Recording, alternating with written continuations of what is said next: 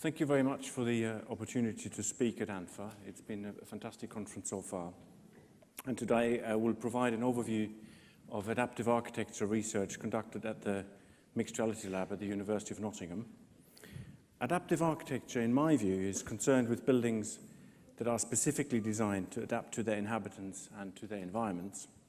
Today, most eco-homes and office environments have adaptive features driven by digital technology, and these buildings have sensors, actuators, and software systems to make them adaptive.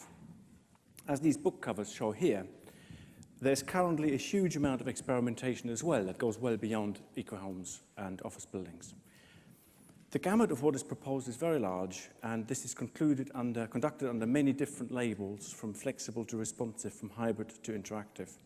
And one aspect of my work has been to map this exciting field, and this can be followed at www.adaptivearchitectureframework.org. Mapping it is only one small part of what is required, though. Drawing on Banham, Weiser, and Suchman, adaptive architecture is best understood as a socio-technical concern.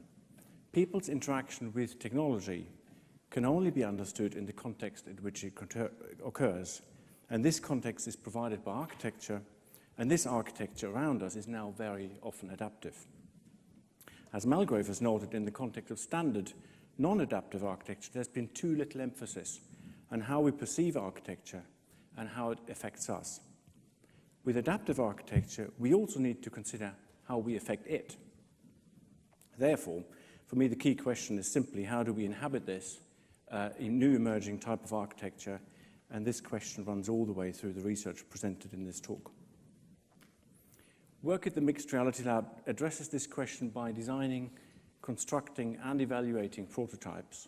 There's no time to go into the details here of the ones shown on the slide there, but all four shown are hybrids. They combine physical architectural spaces with digital interactivity. The use of prototypes is evaluated in detail, which is the source of new knowledge with regards to user experiences and also design. And they're sometimes worked on in the field and sometimes in the lab. Today I will focus on one of those prototypes, the ExoBuilding. Allow me to play a video in the background with a little bit of sound, but I'll talk over this. ExoBuilding maps the breathing of a person to the movement of an architectural structure. When its inhabitant inhales, the building increases in size, and when they exhale, it decreases in size. So it's extremely simple as a concept. Very briefly, a few key details about ExoBuilding. It is made from stretchable fabric on which we can project with a data projector. We can map the responses of one or two people to movement, sound, and projected graphics. We use a medical-grade physiological data monitor and associated software to capture and stream the physiological data. ExoBuilding creates an immersive, multi-sensory, and embodied experience. It moves the air in and out, creating a gentle breeze. The fabric occasionally touches your hand. The motors sound a little like breathing, and your heartbeat vibrates the floor. From very early on, reactions to this prototype of experimental architecture was very distinct, and some quotes were already included on the video. For the remainder of this talk, I will introduce the work done with it so far and how this speaks to our embodied relationship with adaptive architecture. So we had very first insights into the effect of ExoBuilding on people's physiological behavior, right from the first 2 or 3 people we tried this with. And this graph shows one participant's heart rate in red and their respiration trace in blue. Visual inspection showed the respiration rates were very much lower than standard respiration rates. They dropped below 10 cycles per minute when standard is about 12 to 15. At such low respiration rates, heartbeat syncs with respiration. As you can see in the graph, they move in parallel. And this is called respiratory sinus arrhythmia. This is just happening at these respiration rates. And it surprised at this stage because we had given no instructions to our participants whatsoever. They just went in there experiencing it. In a first small study, we wanted to investigate the found effects further. In a repeated measures within subject design study, we compared a condition where ExoBuilding was driven by physiological data. This is what we tried before and what you saw in the video. A condition where it was regularly actuated, here ExoBuilding moved regularly at 6 cycles per minute, and a non-adaptive condition as control. And our hypothesis was broadly that we would confirm the response we saw in the pilot, lower and deeper respiration rates, that this would be relaxing overall, and that we would see participants moving towards mimicking the behavior of the regular condition. Let me run through some high-level results. For the biofeedback condition, we confirmed that it does indeed trigger lower respiration rates, higher respiration amplitudes, and higher coherence between respiration and heart rate.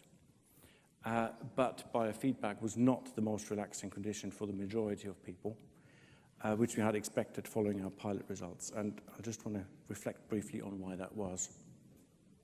The interview responses highlighted that this condition foregrounds the body of the participant. It made them consider the bodily response to ExoBuilding in a very direct way.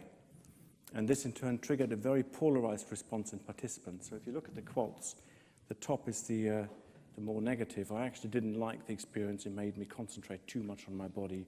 And the people who did enjoy it and relaxed talked about this feeling very much like an extension, for example. And somebody mentioned that they felt it triggered a movement in their body instead of the other way around. It was also interesting to see that the people who found it very relaxing described that they had found a way to let go, to not think about their bodies or the prototype drifting in some other state. For the regular condition, just very briefly, we did not confirm that people tended towards the lower guided respiration rate. And it seems to be that people very much foregrounded on the environment, not their bodies. So they seem to concentrate on the architecture more than anything else. As all conditions compared in the original ExoBuilding involved participants being immersed inside it, it's unclear whether the effects generated by the biofeedback condition were caused by the interactivity or by the immersion. So in a follow-up experiment, we compared two conditions. The immersive condition involved the participant sitting inside the ExoBuilding with the respiration mapped to the movement of the prototype, just like before. And the non-immersive condition, you can imagine, involved people sitting outside and people looked at the prototype from a short distance. Both conditions were otherwise exactly the same. Respiration was mapped to the prototype in exactly the same way, so the only difference was the location. We removed the heartbeat sonification because we felt that was triggering the state of non-relaxation, and we provided respiration instructions to further ensure that the conditions were the same. And they were inspired by mindfulness training, so very simple instructions. In this immersive condition, let me just see.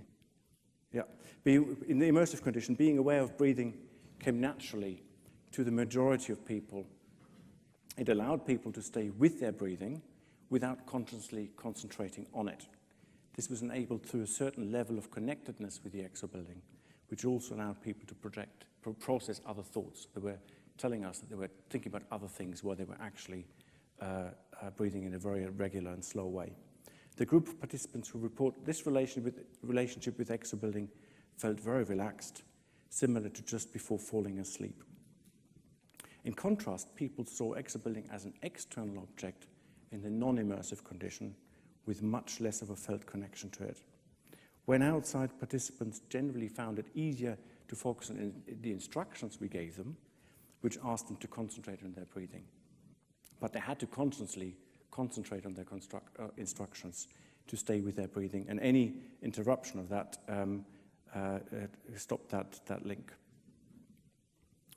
Following the immersion study, we went back to the issue whether adaptive environments might be able to attain control over us, and this work has just been accepted for publication.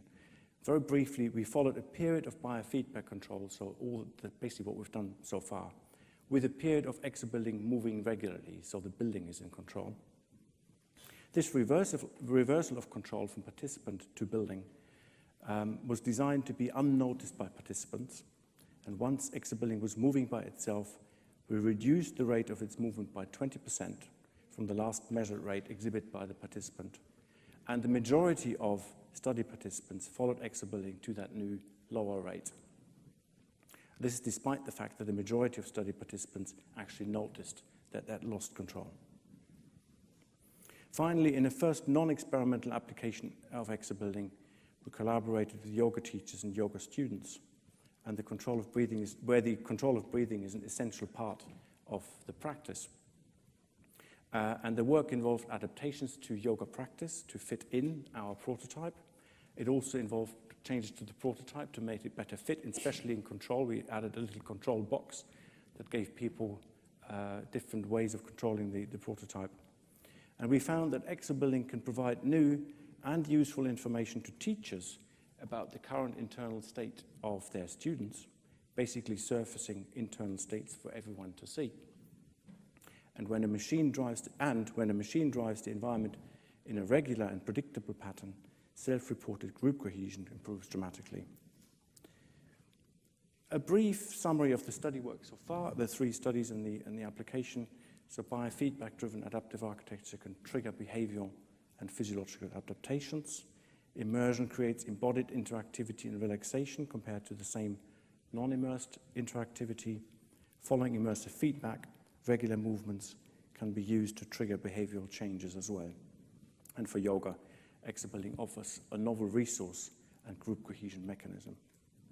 In the last 2 slides, I would like to reflect on what has been created with ExoBuilding, something that we've come to call embodied adaptive architecture. The first lens to see this through is relatively technical. It's basically focused on how personal data, so breathing is only one example of the kind of personal data it is possible to gather in a building context, how personal data is used to create a feedback loop between buildings and people.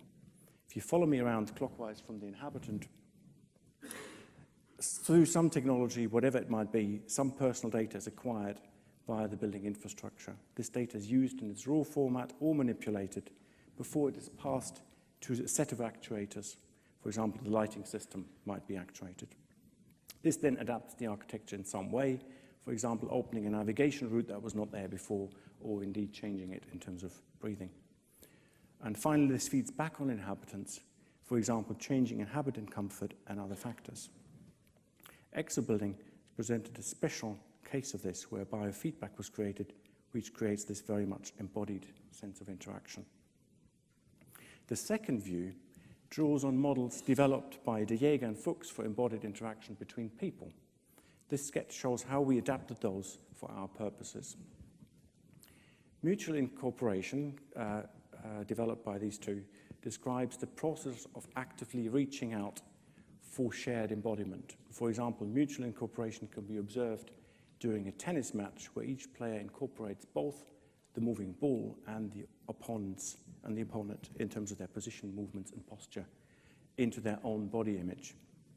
Coordinating the body with ball and opponent then triggers a reaction in the opponent even prior to the ball being hit. This might suggest that the ability to incorporate may improve with experience. And Fuchs and De Jager also explained that, for example, faking a shot breaks the established coordination. So we can loosely apply this to interaction with adaptive environments. Following a period of use and getting used to, environment and inhabitant incorporate each other. Environment and inhabitant are becoming predictable interaction partners. The related concept of interbodily resonance describes the precognitive process in which each bodily expression of one interaction partner equals an impression for the other. This interaction occurs in the form of continuous physical microadjustments in response to the bodily expression of an interaction partner. The interaction eventually establishes an autonomous process which none of the interactors directly control. Again, we feel that this very well describes the state adaptive architecture and inhabitants reach following mutual incorporation. Resonance is established between environment and person with microadjustments between the 2 continuing the process. The potential for architecture to actively but precognitively influence people's behavior requires attention and a lot more research. Thank you very much.